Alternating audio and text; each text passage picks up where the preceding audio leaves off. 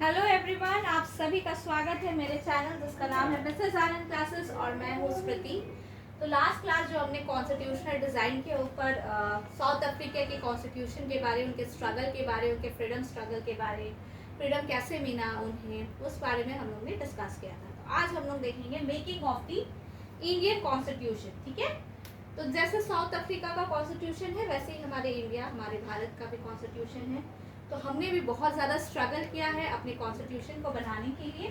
तो आज हम लोग अपने कॉन्स्टिट्यूशन के बारे में जानेंगे। ठीक है,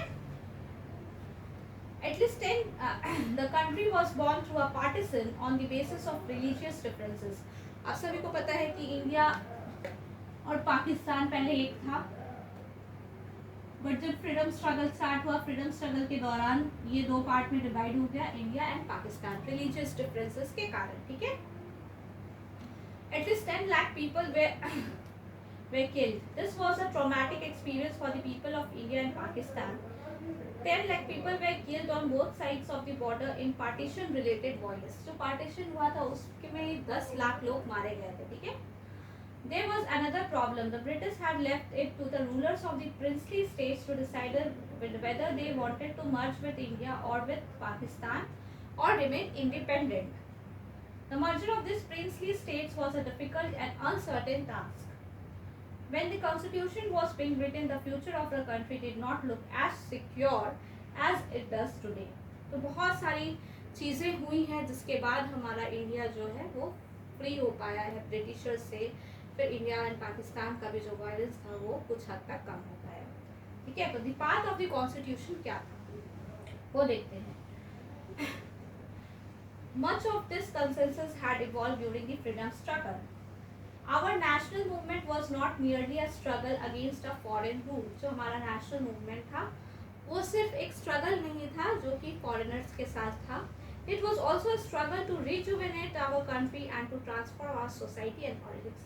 There were many things which were prevailing in this society, the politics, the economic thing, the social thing in India, which has to be transformed, which needed to be transformed so that the people of India, the citizens of the country, can live a peaceful life.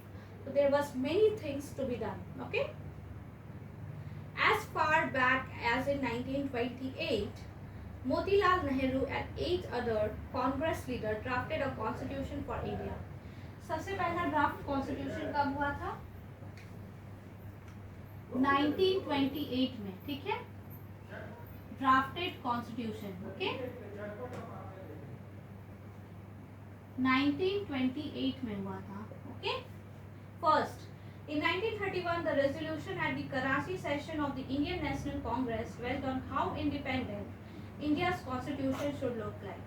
इसके बाद क्या हुआ? First 1928 में आपका draft हुआ constitution. किसने draft किया? मोतीलाल नेहरू ने और 8 अदर कांग्रेस लीडर्स ने। ठीक है, 1931 में वापस से डिस्कशन हुआ कि कैसा होगा इंडिया का इंडिपेंडेंट इंडिया का कॉन्स्टिट्यूशन, कैसा होना चाहिए। ठीक है, thus some basic values were accepted by all leaders much before the constituent assembly met to deliberate on the constitution. कुछ बेसिक वैल्यूज थे वो बहुत पहले ही बन चुके थे। ठीक है, जिसके ऊपर कॉन्स्टिट्यूशन बनता वो बहुत पहले बेसिक वैल्यूज बन गए थे। इसके बाद कॉन्स्टिट्यूएंट असेंबली का इसके बाद कॉन्स्टिट्यूएंट असेंबली बना था। ठीक है, the familiarity with political institutions of colonial rule was also helped develop an agreement over the institutional design. The British rule had given voting rights only to a few. On that basis, the British had introduced very weak legislation. तो British थे, उन्होंने बहुत कम को ही voting rights दिया था, सारे कोई vote नहीं कर सकते। तो इसके कारण क्या था, जो भी राइट्स थे वो बहुत वीक थे, जो भी लेजिस्लेचर्स थे वो काफी वीक बने थे। ठीक है, इलेक्शंस कब हेल्ड हुए? फर्स्ट इलेक्शंस कब हेल्ड हुए? इलेक्शंस 1937 में हेल्ड हुआ। ठीक है, 1937 very important year. Okay, to provincial legislatures and ministries all over British India. These were not fully democratic government, but the experience gained by Indians in the working of the legislative assembly. इसमें क्या हुआ, इसमें बहुत ज़्यादा freedom नहीं था, बहुत ज़्यादा इंडिपेंडेंसी नहीं था, डेमोक्रेसी नहीं था, लेकिन इससे क्या हुआ, एक आइडिया लग गया इंडियन लीडर्स को, ठीक है, कि कॉन्स्टिट्यूशन कैसे फ्रेम होता है, ठीक है। उनको हेल्प हुआ कि वो अपना कॉन्स्टिट्यूशन कैसे बना सकते हैं। That is why the Indian Constitution adopted many institutional details and procedures from colonial laws like the Government of India Act 1935। तो इसका रीज़न क्या है कि बहुत सारे जो हमारा प्रोविजंस है या प्रोसीजर्स है वो बहुत सारे अडॉप्ट किए गए, किससे, कॉलोनियल लॉ से, ठीक है।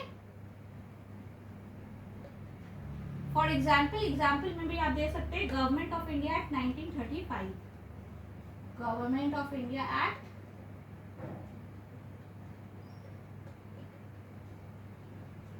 1931 का भी आप दे सकते हैं एग्जाम्पल में, ठीक है। Years of thinking and deliberation on the framework of the constitution had another benefit. Many of our leaders were inspired by the ideas of French Revolution, the practice of parliamentary democracy in Britain, and the Bill of Rights in the US. तो ये सबसे बहुत ज़्यादा हमारे leaders कुछ events में दूसरे countries में, डिफरेंट कंट्रीज में, लाइक रशिया, लाइक फ्रांस में हुआ, तो ये सबसे बहुत ज़्यादा मोटिवेटेड थे इंडियन लीडर्स, तो उससे कुछ हेल्प लिए थे अपने कॉन्स्टिट्यूशन को फ्रेम करने में, ठीक है। तो अब कॉन्स्टिट्यूएंट असेंबली क्या होता है, ठीक है, इसके बारे में हम लोग पढ़ते हैं।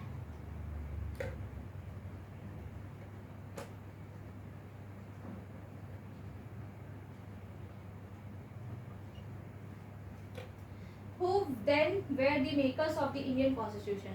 तो किसने इंडियन कॉन्स्टिट्यूशन को बनाया, ठीक है। The drafting of the document called the Constitution was done by an assembly of elected representatives called the Constituent Assembly। जो ड्राफ्टिंग था डॉक्यूमेंट का वो किससे हुआ, इलेक्ट हुए थे रिप्रेजेंटेटिव्स, ठीक है। ये इसमें ड्राफ्टिंग डॉक्यूमेंट हुआ हमारा कॉन्स्टिट्यूशन का ड्राफ्टिंग, ठीक है। और ये क्या था, इलेक्टेड रिप्रेजेंटेटिव्स। जो इलेक्टेड रिप्रेजेंटेटिव्स थे उन्हें हम क्या बोलते हैं, कॉन्स्टिट्यूएंट असेंबली बोलते हैं, ठीक है, ठीक है।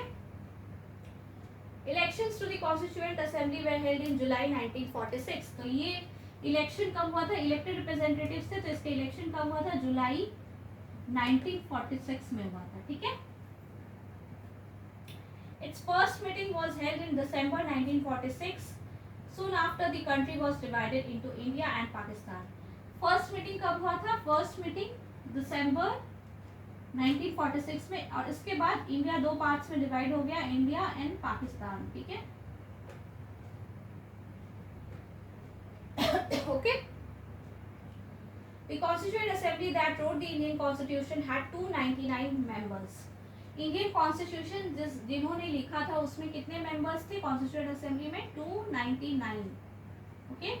299 मेंबर्स मिलके एक कॉन्स्टिट्यूशन बनाए थे, ठीक है। The Assembly adopted the Constitution on 26 November 1949, but it came into effect on 26 January। देखिए अडॉप्शन कब हुआ था, नवंबर 1949 में हुआ था, पर इफेक्ट में कब आया, 26 जनवरी 1950, जिसमें हम लोग रिपब्लिक डे बनाते हैं, ठीक है।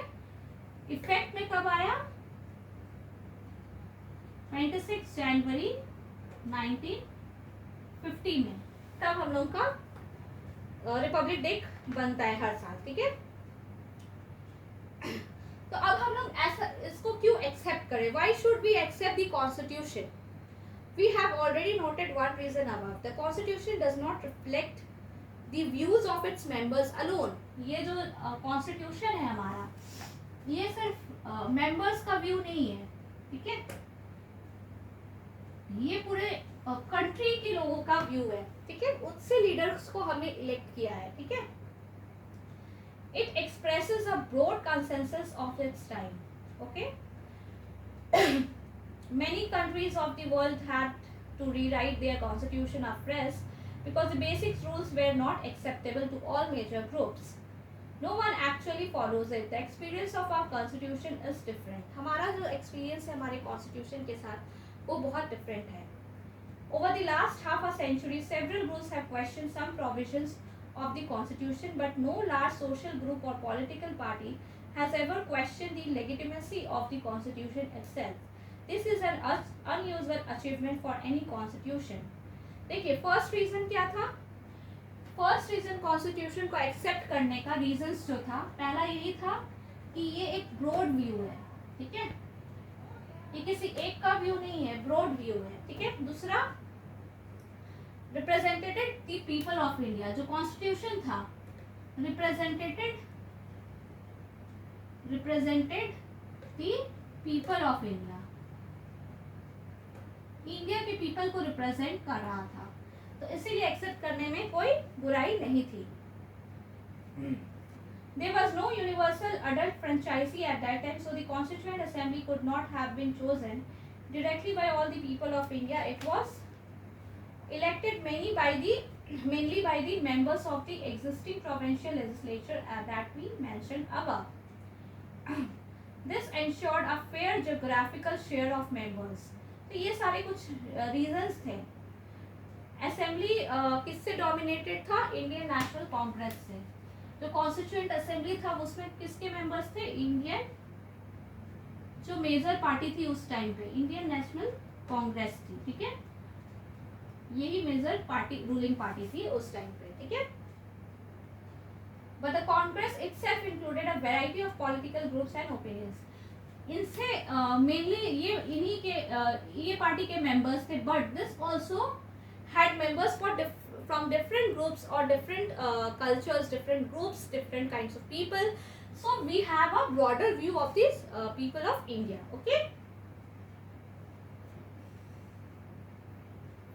In social terms too, the assembly represented members from different types, different language groups, castes, religions, okay. Finally, the manner in which the Constituent Assembly worked gives sanctity to the Constitution. First, some basic principles were decided and agreed upon, some basic rules, okay. First of all, some basic rules were decided and agreed by all the members of the Constituent Assembly. So this was shared by Dr. B.R. Ambedkar, prepared a draft constitution for discussion. Who prepared the draft constitution? Dr. B.R. Ambedkar. He is the man behind this preparation of the constitution, okay. Dr. B.R. Ambedkar, very important point, okay. So several rounds हुए, बहुत सारे rounds से बहुत सारे discussions हुए, एक एक clause पे discussion हुआ, 2000 amendment से भी ज़्यादा उसमें changes आए, and the members deliberated for 114 days spread over 3 years. 114 दिन 3 साल में इसके ऊपर डिस्कशंस हुए हैं for 114 days, okay, deliberately. Every document presented and every word spoken in the Constituent Assembly has been recorded and preserved. These called Constituent Assembly debates, when printed, there are 12 bulky volumes. So very important, very deliberately discussed, very clause by clause discussed all the points of the Constitution, and this was drafted by the chairman Dr. B.R. Ambedkar, who was chairing, okay. चलिए आगे भी हम लोग देखते हैं।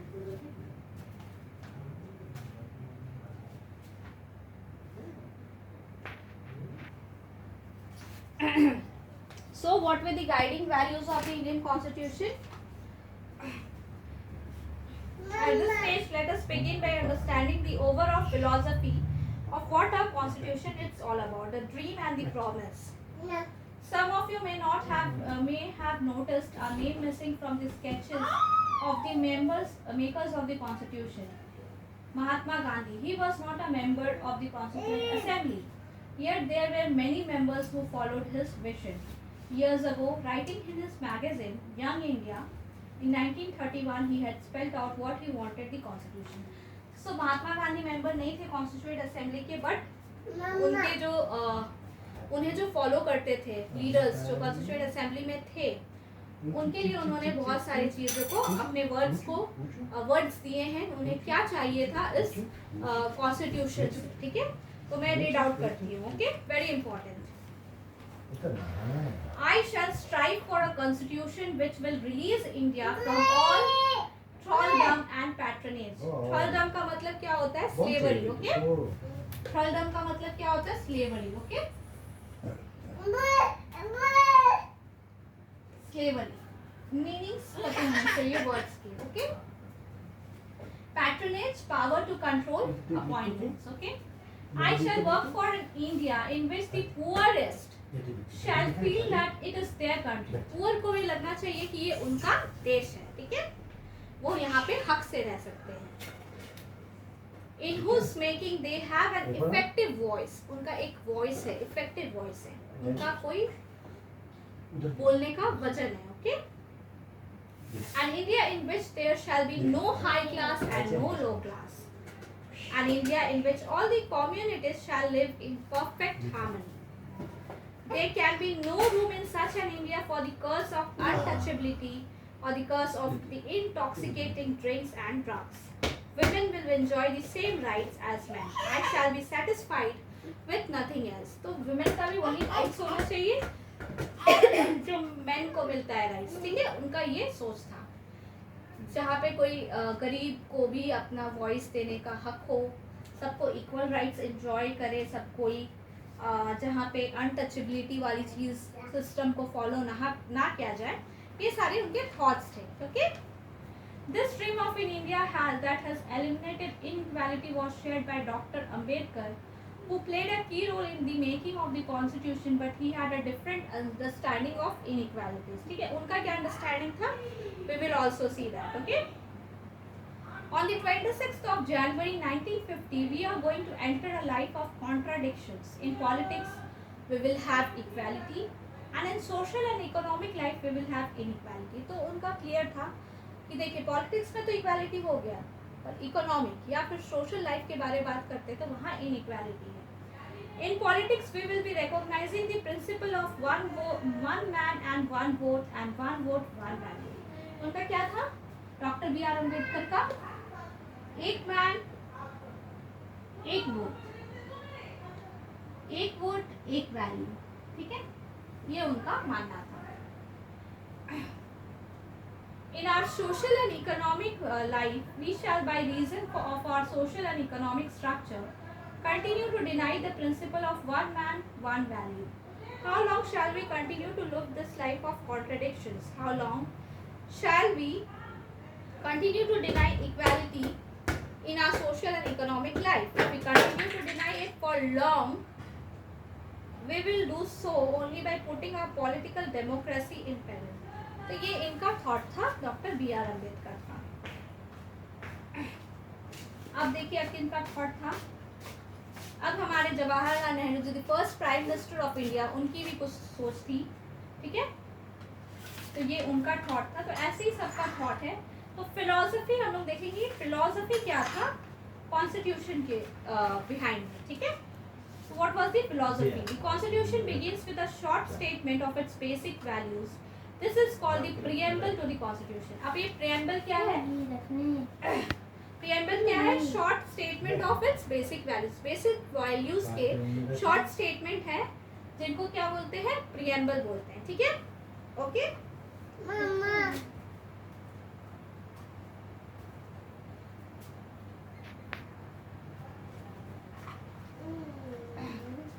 तो मैंने अभी preamble बताया. It starts with a short statement. Preamble क्या है? Short statement of the basic values of the constitution. That is known as the preamble. ठीक है? So what is the preamble of our constitution? We the people of India. So what does this we the people of India mean?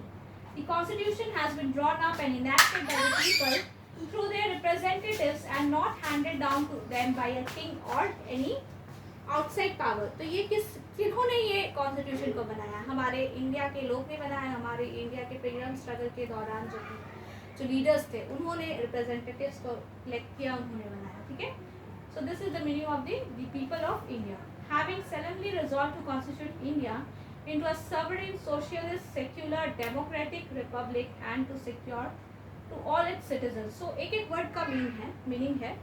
sovereign का meaning क्या है? People का supreme power है, ठीक है, supreme right है डिसीजंस लेने का, इंटरनल मैटर्स में भी एंड एक्सटर्नल मैटर्स में भी। सोशलिस्ट का क्या मतलब है? Wealth is generated socially and should be shared equally by the society. Government के पास रूल होना चाहिए to regulate the ownership of land and industry to reduce socio economic inequalities. Secular का क्या मतलब है? Citizens have complete freedom to follow any religion. देखिए, आप किसी को रिलीजन फोर्स नहीं कर सकते, ये हमारे प्रियम्बल में दिया हुआ है, प्रियम्बल ऑफ इंडिया में दिया हुआ है कि आप किसी को फोर्स नहीं कर सकते, वो फ्री है कोई भी रिलीजन ऑप्ट करने के लिए, of their choice. Okay, government का कोई रूल नहीं है इसमें, और गवर्नमेंट सारे रिलीजन को सेम ही ट्रीट करेंगे। डेमोक्रेटिक का मतलब क्या? Form of government where people enjoy equal political rights, ठीक है, elect their rulers, the government is run according to some basic values. Republic का मतलब क्या है? The head of the state कौन होंगे? वो इलेक्टेड होंगे, ठीक है, और कोई हेरिडेटरी पोजीशन नहीं होगा। जस्टिस मतलब किसी को भी डिस्क्रिमिनेट, मतलब डिफरेंशिएट, किसी को भी हम लोग अलग नहीं समझेंगे कास्ट के बेसिस पे, रिलीजन के बेसिस पे, उनके एजुकेशन बैकग्राउंड के बेसिस पे। लिबर्टी मतलब उन्हें कोई रेस्ट्रिक्शन, जो रीजनेबल रेस्ट्रिक्शंस तो होते हैं बट अनरीजनेबल रेस्ट्रिक्शंस नहीं होंगे, ठीक है। सिटीजंस इक्वालिटी मतलब सबको इक्वल है बिफोर द लॉ, लॉ के आगे सबको इक्वल है, ठीक है। Fraternity, all of us should behave as if we are members of the same family. Fraternity का मतलब क्या होता है कि सब ऐसे बिहेव करेंगे जैसे सेम मेंबर्स के, फैमिली के मेंबर्स हैं, ठीक है। तो अब ये इंस्टीट्यूशनल डिजाइन क्या होता है? Last topic of this chapter, institutional design, okay.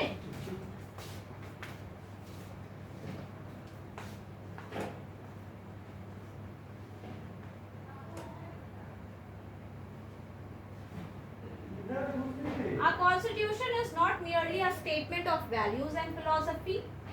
Much of the document on Constitution of India is about this arrangement. It is a very long and detailed document. Okay, it is very long. The Constitution is very long and detailed. Long and detailed. Okay.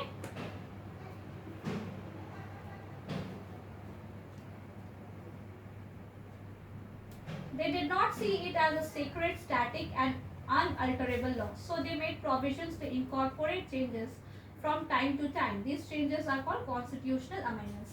देखिए, ऐसा नहीं कि ये जो constitution में जो चीज लिखा हुआ एकदम फिक्स्ड है, we can not change it. We can change it according to the time, according to the situation, and these changes are known as constitutional amendments. Okay, changes made in the constitution.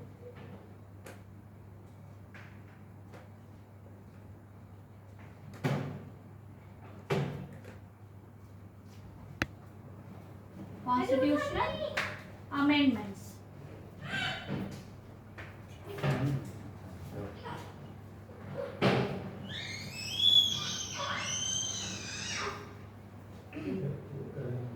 The Constitution describes the institutional arrangements in a very legal language. If you read the Constitution for the first time, it can be quite difficult to understand. Okay.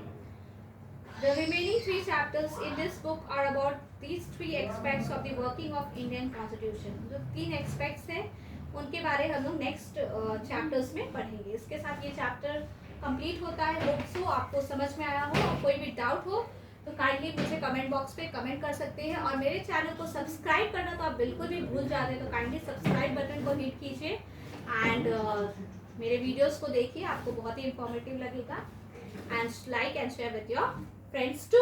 Okay, have a good day. ये तो खुला है।